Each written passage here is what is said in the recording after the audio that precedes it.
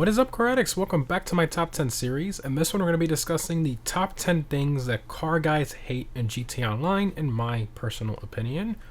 These things are obviously tailored more towards the car community, and they're things that not everyone will find annoying, but most car guys in GTA Online definitely do.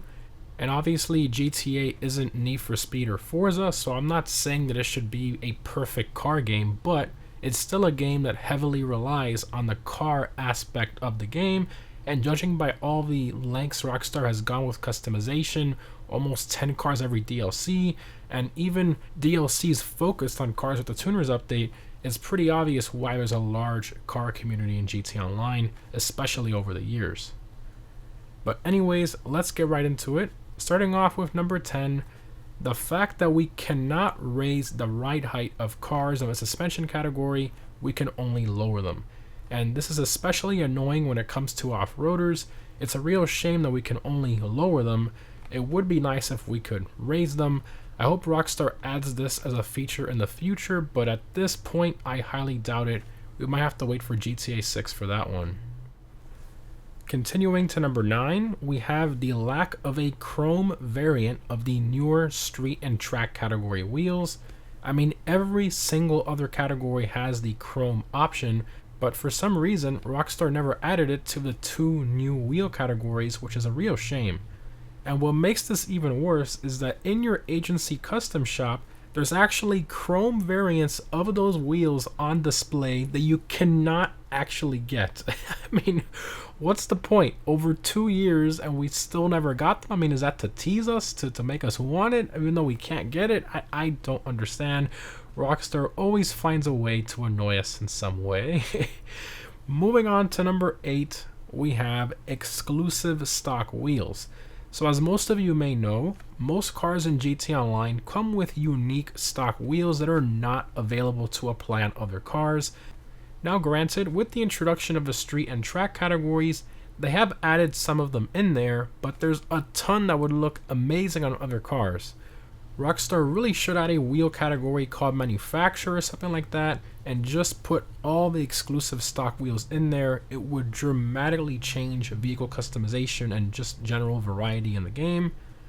And lastly, to add on here is the fact that some stock wheels come forced in chrome, meaning that they are not paintable. Even if you try to glitch paint it, it won't change because it's chrome. This is super annoying and is a thing that the car/merging community absolutely hates. Very annoying. Next up, on to number 7, we have reused exhaust notes that are inconsistent. Now, it's not a bad thing to reuse an exhaust note on a couple cars, maybe even 3 to 4 cars, but at least make them make sense. For example, the Entity XF, the BF Raptor, and the FMJ all share the same exhaust note. In what world does a Koenigsegg, a 3-wheeler, and a V6 Ford GT share the same exhaust note? It's just very strange, and I think one of the main things that sort of ruins the driving experience of some of these cars in game. Again, I understand that they have to reuse them on some cars, but at this point, it's just way too many random exhaust notes on multiple cars that just don't really make sense. I just wish they would make better decisions in choosing which cars get which exhaust notes. And speaking of reused assets, continuing to number 6, we have 2013 interiors being reused on recent cars. The best and most infamous example of this was with the Contract DLC in 2021, so only 2 years ago, where Rockstar introduced a brand new SUV based on the Rolls-Royce Cullinan, arguably one of the most luxurious cars ever made, and Rockstar decided to reuse a generic 2013 SUV interior, which is sort of modeled on like a mid-2000s economy car. I just don't understand why Rockstar did this. I really wish they would have used one of their other interior models that they have that are much more modern looking and slightly more luxurious looking, and there's plenty other examples of this in game. Now obviously I don't expect Rockstar to make new interiors with every car they add, but they only have like 35 different interior models for over 500 cars that are currently in game, so it's just kind of laziness and just poor decision making with some of these interiors. Moving on to number 5, we have cars and incorrect vehicle classes. This is a fun one. I think one of the best examples of this is the Benny's Sultan RS, which is in the supercar class. It's essentially a rally car when literally every single other rally car is in the sports class, making the Sultan RS useless in the supercar class. And obviously it makes no sense for the Sultan RS to be considered a supercar because it's not. Another great example of this is the Vapid Contender in the SUVs class. I don't understand how a lifted pickup truck is an SUV, but yeah, very strange how Rockstar messes up the classing of so many cars in game. These are just a couple examples. And don't even get me started on this sports class. There's over 100 cars in a sports class right now. I think that pretty much speaks for itself. The sports class should just be renamed the miscellaneous class at this point because it is an absolute mess.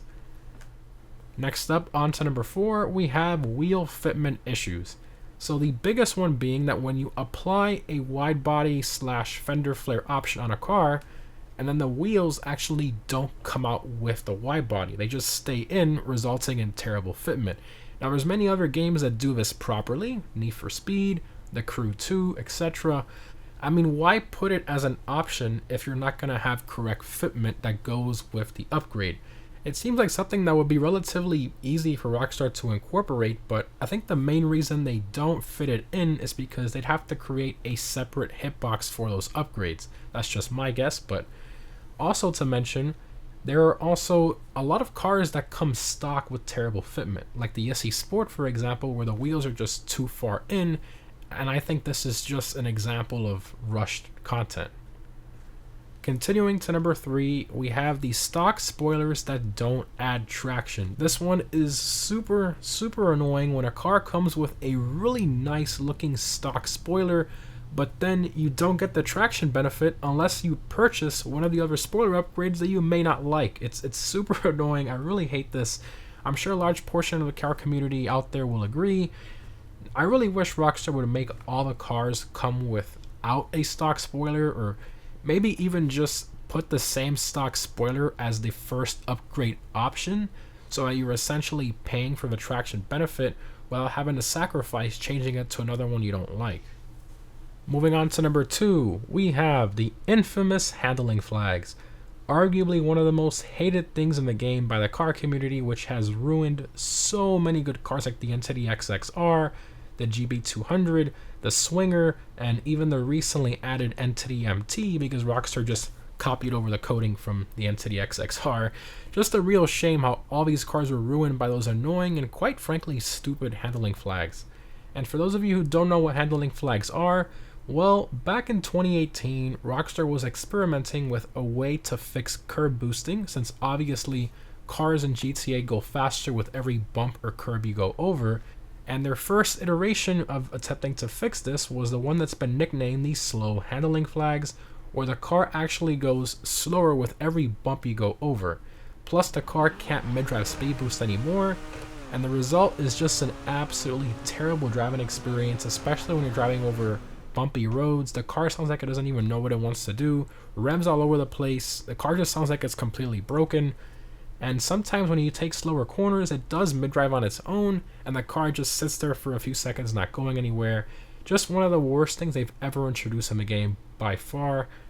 Fast forward to late 2018, and they attempted to fix it again with what was nicknamed the bouncy handling flags, where the cars didn't go slow this time. Instead, they just bounced a lot all over the place when it would go over bumps. And a great example of this was the Itali GTO. Now, the bouncy handling flags were dramatically reduced in a future patch to the point where they're almost unnoticeable now, but the slow handling flags still remain in their current state, even though they were unintentionally partially fixed in a recent DLC, but then Rockstar put it back to the way it was. And what's even more annoying is that it's literally just one line of code. Literally, they go to one section of the files of the cars, they hit delete and the handling flag tab, and that's it. It's that simple. It's one click and it's gone off the cars, and for some reason Rockstar won't do it. Nobody really knows why. It's just very annoying.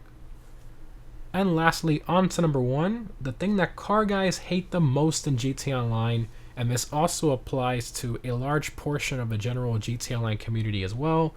we have the removed website cars with the recent Mercenaries update. By far the biggest shock we've ever had in the community, where almost 200 cars were removed from websites at random when Rockstar never even specified how many or which cars they were going to remove. They said they were going to remove lesser used vehicles when most of them are not lesser used vehicles. It's a real shame, especially for newer players and even casual players who were saving up money for some of these cars over the years, and now they have to resort to utilizing unconventional methods that are quite annoying to obtain these cars, especially if you're on old gen. It's even more difficult. But anyways, guys, there you have it. Those are the top 10 things that car guys hate in GTA Online. And a big thanks to my moderators for suggesting some of these and helping me out with putting together this list.